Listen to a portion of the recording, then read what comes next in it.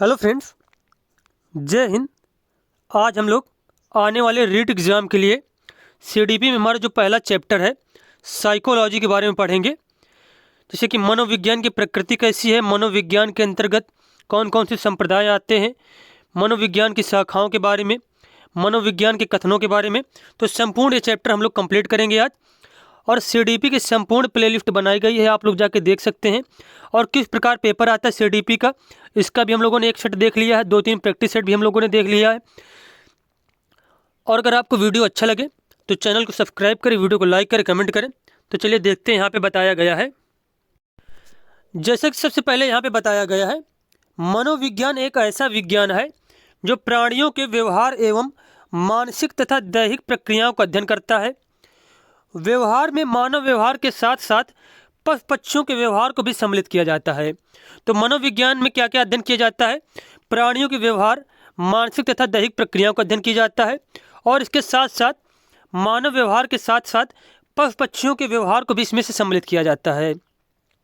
उसके बाद बताया गया है, मनोविज्ञान शब्द का शाब्दिक अर्थ होता है मन का विज्ञान। क्या होता है अर्थ इसका? मन का विज्ञान। मनोविज्ञान अध्ययन की वह शाखा है जो मन का अध्ययन करती है। किसका अध्ययन करती है? मन का अध्ययन करती है।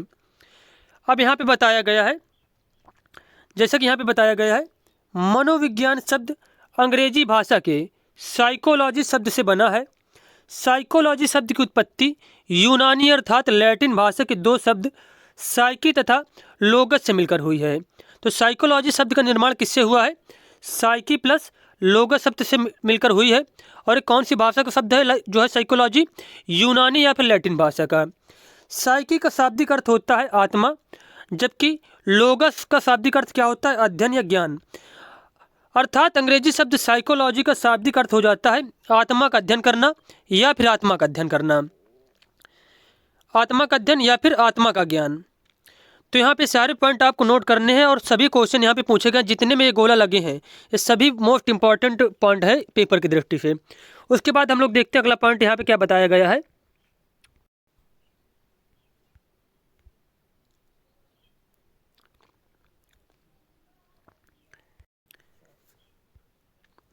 अब जैसा कि यहाँ पे बताया गया है, मनोविज्ञान का जन्म यूनान में 300 ईसा पूर्व को हुआ। दर्शन शास्त्र को मनोविज्ञान का पिता कहते हैं। मनोविज्ञान को दर्शन शास्त्र से अलग कराने का श्रेय संरचनावादी मनोवैज्ञानिकों को जाता है।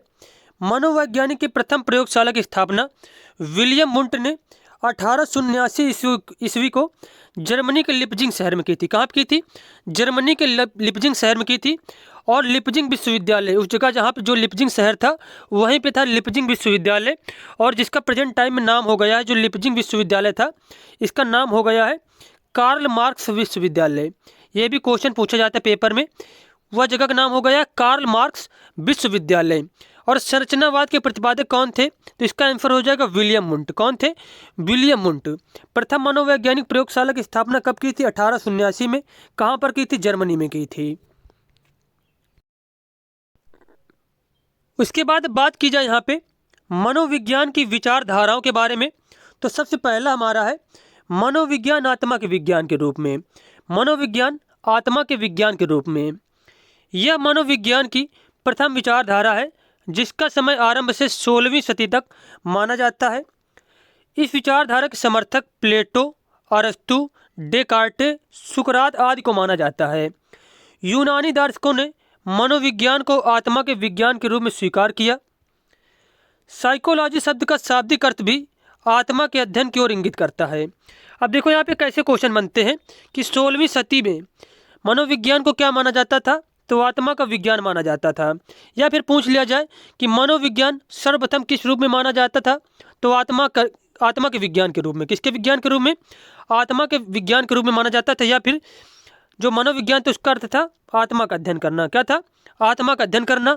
और इसके समर्थक कौन कौन थे? प्लेटो, अरस्तु, डेकार्टे और सुकरात। ये कौन कौन थे? ये जो मतलब सब थे, ये क्या थे? आत्मा का विज्ञान के रूप में मनोविज्ञान को देखते थे और इसके समर्थक थे। तो ये क्वेश्चन भी आपको याद रखने हैं। उसके बाद जैसे जैसे टाइम परिवर्तन हुआ, जैसे कि हम लोगों की पीढ़ी है, हमारी जो पहले वाली जो पीढ़ी थी जो लोगों के, जैसे कि हमारे मदर फादर थे, उनकी विचारधारा अलग थी, हमारी विचारधारा अलग है। उसके बाद जैसे कि हमसे फिर जो नीचे वाली पीढ़ी आएगी उसकी विचारधारा अलग होगी। तो समय के साथ साथ यही क्या हुआ कि मनोविज्ञान के बारे में अलग अलग मनोवैज्ञानिकों ने अपनी अपनी बातें कही। तो सबसे पहले मनोविज्ञान को स्वीकार किया गया आत्मा के विज्ञान के रूप में 16वीं शताब्दी में। उसके बाद जैसे जैसे समय परिवर्तन हुआ, उसके बाद 17वीं से 18वीं शताब्दी आ गई। तो इसमें क्या होता है, मनोविज्ञान मन या मस्तिष्क का विज्ञान, मनोविज्ञान को मन या मस्तिष्क का विज्ञान कहा जाने लगा। यह मनोविज्ञान की दूसरी विचारधारा है जिसका समय 17वीं से 18वीं सदी तक माना जाता है। इस विचारधारा के समर्थक जॉन लॉक, पोम्पोलॉजी या फिर पोम्पोलॉजी और थॉमस रीड थे। कौन कौन थे? जॉन लॉक, पोम्पोलॉजी और थॉमस रीड थे। आत्मा के विज्ञान के रूप में मनोविज्ञान की परिभाषा को अस्वीकृत हो जाने पर मध्ययुग 17वीं शताब्दी के दार्शनिकों ने मनोविज्ञान को मन के विज्ञान के रूप में परिभाषित किया। इनके मध्ययुग के दार्शनिक पोम्पोलॉजी का नाम विशेष रूप से उल्लेखनीय है। अब क्वेश्चन अगर पूछ लिया जाए कि मनोविज्ञान को मन या मस्तिष्क का विज्ञान किसने माना, तो मुख्य रूप से जो शब्द, जो मतलब मनोविज्ञानिक का नाम आएगा वो आएगा पोम्पोलॉजी का। किसका? पोम्पोलॉजी का। और इसके समर्थक कौन थे? जॉन लॉक और थॉमस रीड। उसके बाद क्वेश्चन पूछा जाता है कि 17वीं से 18वीं शताब्दी के बीच मनोविज्ञान को क्या माना जाता था? तो मन का विज्ञान। क्या मानते थे? मनोविज्ञान को मन या मस्तिष्क का विज्ञान मानते थे। उसके बाद अगला पॉइंट हमारा है, अब यहाँ पे बताया गया है मनोविज्ञान चेतना का विज्ञान के रूप में। यह मनोविज्ञान की तीसरी विचारधारा है जिसका समय 19वीं शताब्दी माना जाता है। इस विचारधारा के समर्थक William Wundt, E B Titchener, William James आदि को माना जाता है। मनोवैज्ञानिकों के द्वारा मन या मस्तिष्क के विज्ञान की जगह मनोविज्ञान को चेतना के विज्ञान के रूप में व्यक्त किया गया। Titchener, William James, William Wundt आदि विद्वानों ने मनोविज्ञान को चेतना के विज्ञान के रूप में स्वीकार करके कहा कि मनोविज्ञान चेतन क्रियाओं का अध्ययन करता है। मनोविज्ञान क्या करता है? चेतन क्रियाओं का अध्ययन करता है। अब देखो क्वेश्चन यहाँ पे कैसे बनेंगे कि 19वीं शताब्दी में मनोविज्ञान को क्या कहा जाता था? तो मनोविज्ञान को चेतना का विज्ञान कहा जाने लगा। और मनोविज्ञान चेतना का विज्ञान है।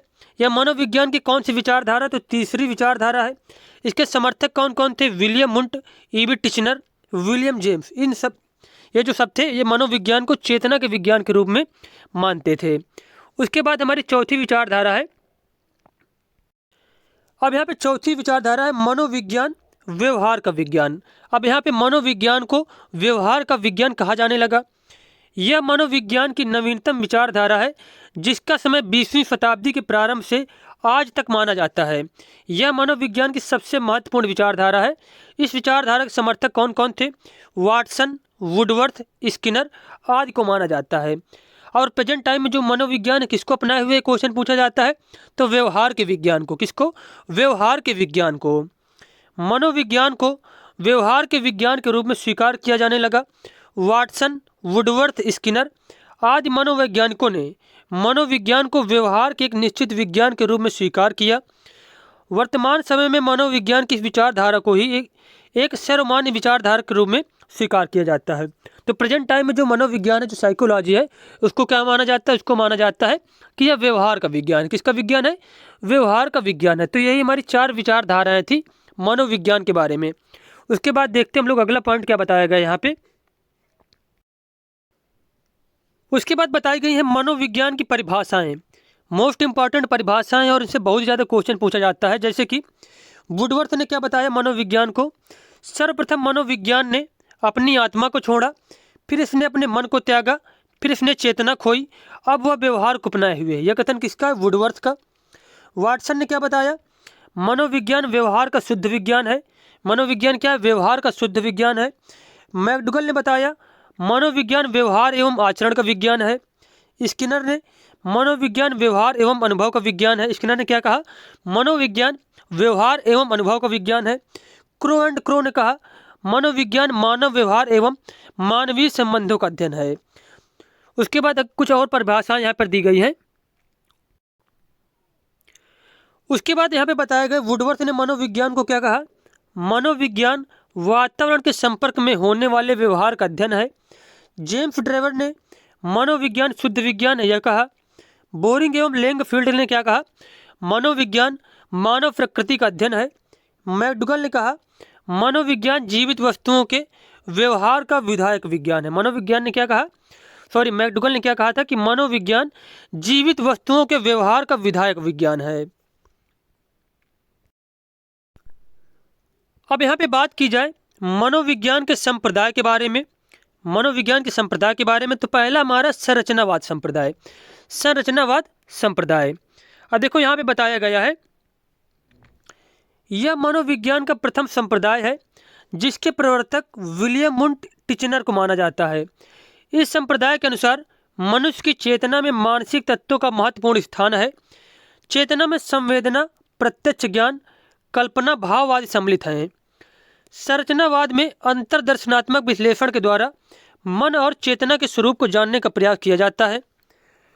और एक क्वेश्चन यहाँ पे पूछा जाता है कि अंतर्दर्शन विधि के प्रतिपादक कौन थे, तो विलियम वुंट थे। विलियम वुंट थे। और अंतर्दर्शन विधि में क्या होता है कि स्वयं के भावों विचारों को खुद निरीक्षण किया जाता है।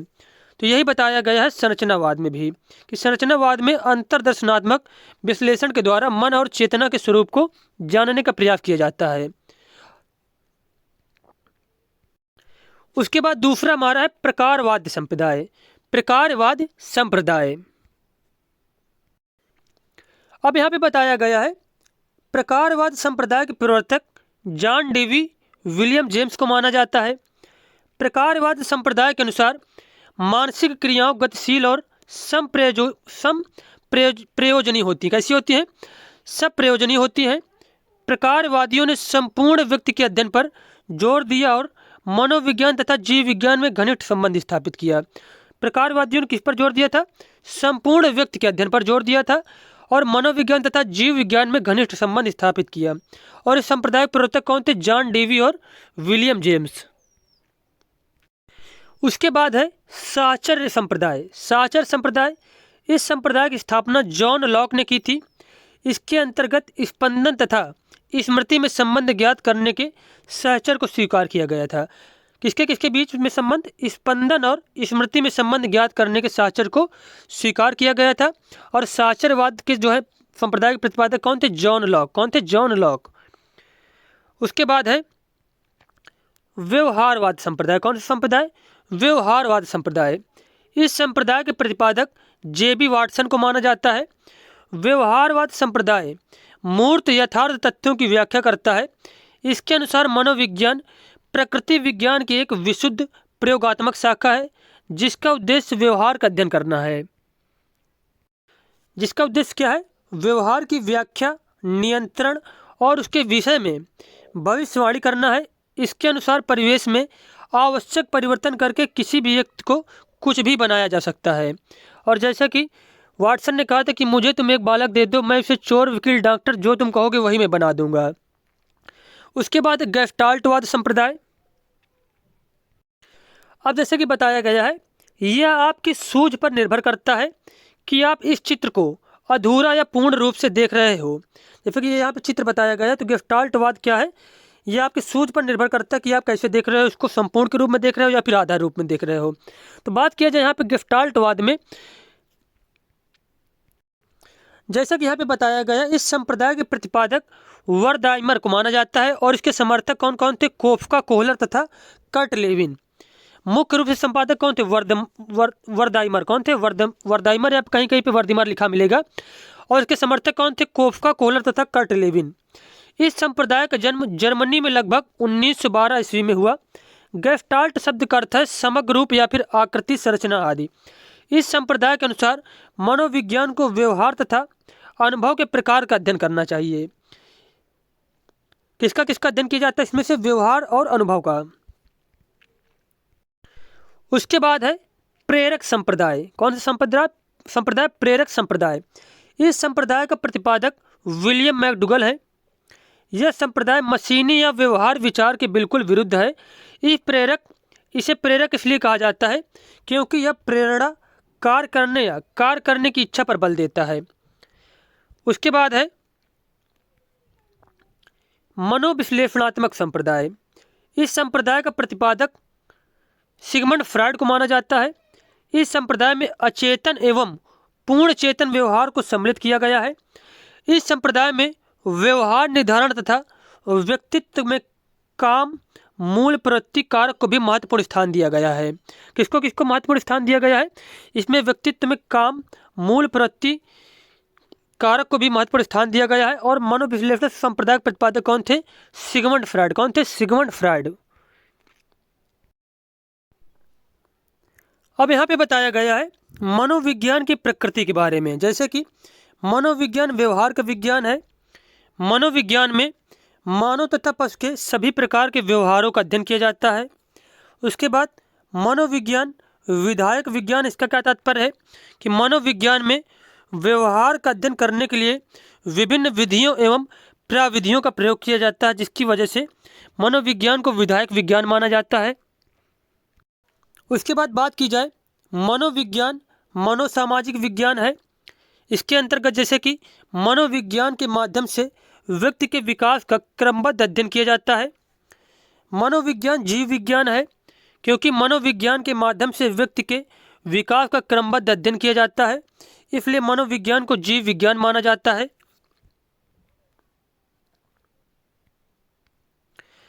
मनोविज्ञान कला है। मनोविज्ञान के माध्यम से व्यक्ति के व्यवहार में निपुणता एवं सुंदरता आती है। मनोविज्ञान विकास का विज्ञान है। विभिन्न अनुसंधानों के माध्यम से मनोविज्ञान के नवीन आयाम प्रकट होते जा रहे हैं, इसलिए मनोविज्ञान विकास का विज्ञान भी माना जाता है।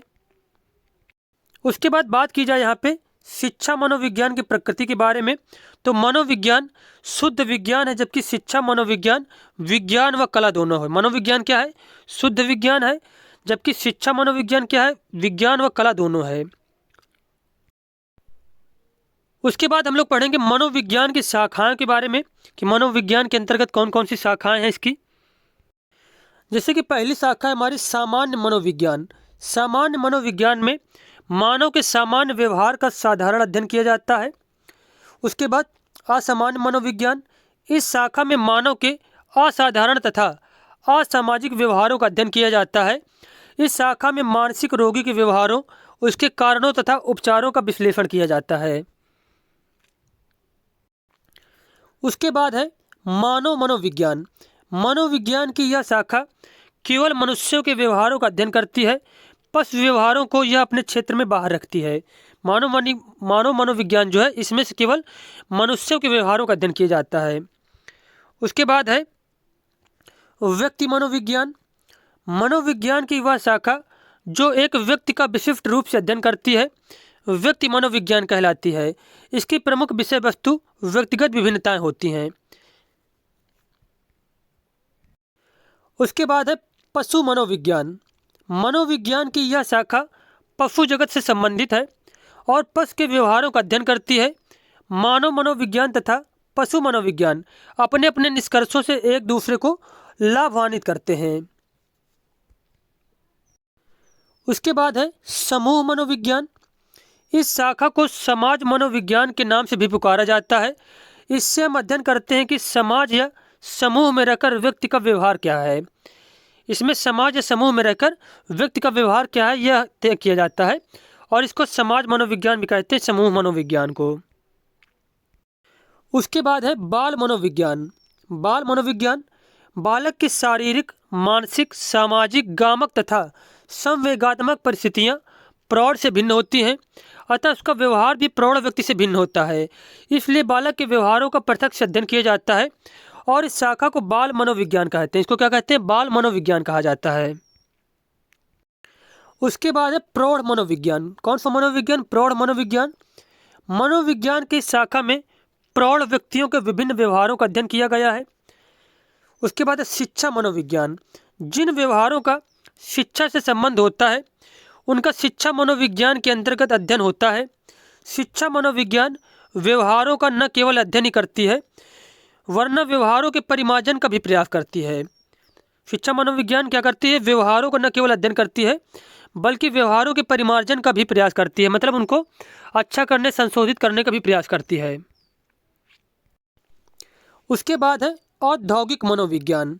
उद्योग धंधों से संबंधित समस्याओं का जिस शाखा में अध्ययन होता है वह औद्योगिक मनोविज्ञान है।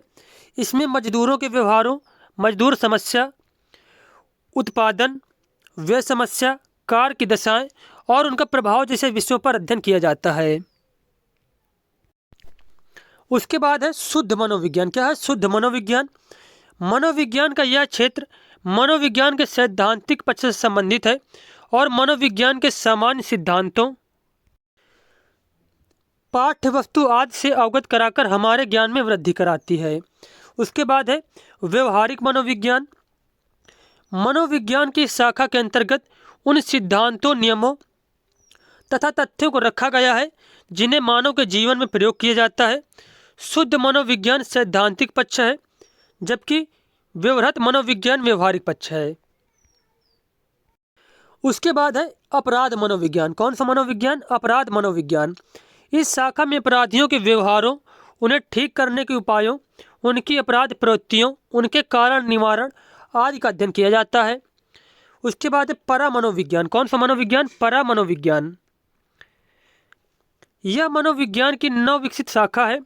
इस शाखा के अंतर्गत मनोविज्ञान अतीन्द्रिय और इंद्रियेतर प्रत्यक्षों का अध्ययन करते हैं। अतीन्द्रिय तथा इंद्रियेतर प्रत्यक्ष पूर्व जन्मों से संबंधित होते हैं। किससे संबंधित होते हैं? पूर्व जन्मों से संबंधित होते हैं। उसके बाद है नैदानिक मनोविज्ञान। कौन सा मनोविज्ञान? नैदानिक मनोविज्ञान। मनोविज्ञान की शाखा में मानसिक रोगों के कारण का लक्षण, प्रकार, निदान तथा उपचार की विभिन्न विधियों का अध्ययन किया जाता है। आज के युग में इस शाखा का महत्व दिन प्रतिदिन बढ़ता जा रहा है। उसके बाद है समाज मनोविज्ञान। कौन सा मनोविज्ञान? समाज मनोविज्ञान। समाज की उन्नति तथा विकास के लिए मनोविज्ञान महत्वपूर्ण भूमिका अदा करता है। समाज की मानसिक स्थिति, समाज के प्रति चिंतन आदि का अध्ययन सामाजिक मनोविज्ञान में होता है। किसमें होता है? सामाजिक मनोविज्ञान में होता है। उसके बाद है किशोर मनोविज्ञान। कौन सा मनोविज्ञान? किशोर मनोविज्ञान। मनोविज्ञान की शाखा के अंतर्गत किशोरों की मानसिक स्थिति, संवेग, रुचियाँ, अवृत्तियाँ, समस्या एवं शारीरिक विकास आदि के संबंध में अध्ययन किया जाता है। उसके बाद है मनोविज्ञान संबंधित महत्वपूर्ण तथ्य, जैसे कि साइकोलॉजी शब्द का सर्वप्रथम प्रयोग किसने किया था? रुडोल्फ गोयकल ने। मनोविज्ञान का जनक कहा जाता है अरस्तू को। आधुनिक मनोविज्ञान का जनक कहा जाता है विलियम जेम्स को। प्रयोगात्मक मनोविज्ञान के जनक कहते हैं विलियम वुंट को। पशु मनोविज्ञान का जनक माना जाता है थॉर्नडाइक को। संरचनावाद संप्रदायिक प्रवर्तक विलियम वुंट और टिचनर को माना जाता है। मनोविश्लेषणवाद के जनक माना जाता है सिगमंड फ्रॉयड को।